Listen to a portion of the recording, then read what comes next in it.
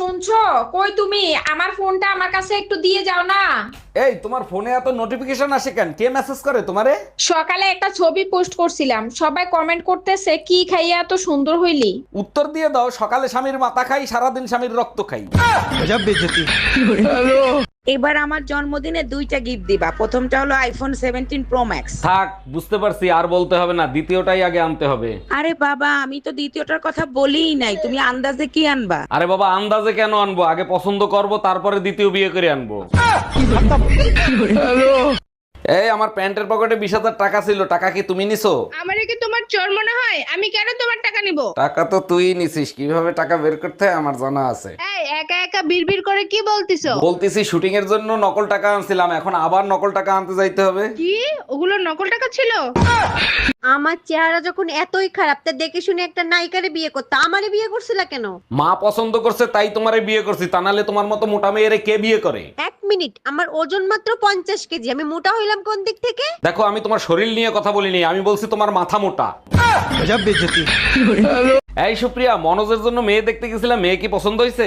মেয়ে পছন্দ হয়েছে, তোমার ভাইয়ের সাথেও মানাবে, কিন্তু একটু সমস্যা আছে। একটু সমস্যা তো, ওইটা কোনো ব্যাপার না, তুমি কথা বলো, তা কি সমস্যা? দেখলে বোঝা যায় না, তবে কথা বললে বোঝা যায় মেয়ের মাথায় একটু সিট আছে। আরে এইটা কোনো সমস্যা হলো? 25 বছর ধরে আমিও তো পাগল নিয়ে সংসার করতেছি। এই কি হয়েছে তোমার হাতে? অ্যাক্সিডেন্ট করছো নাকি? কুত্তায় কামড়াইছে, তাড়াতাড়ি চলো, ইনজেকশন দিতে যাবো। বিয়ের আগে তো আমারও কুত্তায় কামড়াইছে। কই, আমি তো ইনজেকশন দেইনি, আমার তো কিছু হয়নি। আমি তোমারে বিশ্বাস করি না, দাঁড়াও তোমার মার কাছে শুনে দেখি।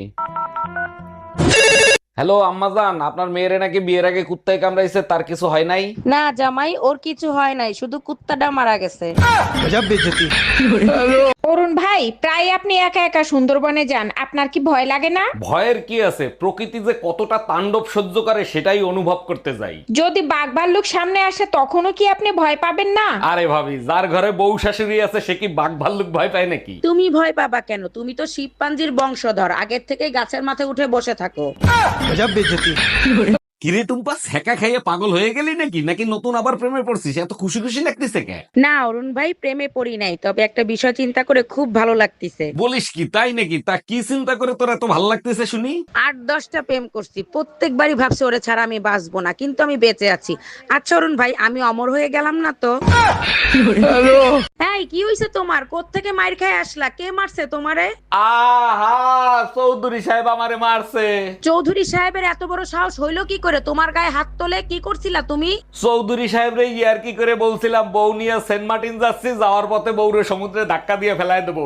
এর জন্য তো চৌধুরী সাহেব মারতে পারে না, কি হয়েছিল বলো তো? চৌধুরী সাহেব বলে, তাইলে ভাই আমার বউ নিয়েও যান। আমি শুধু এইটুক বলছি, আসার সময় আপনার বউরে ফেলাইলে হবে।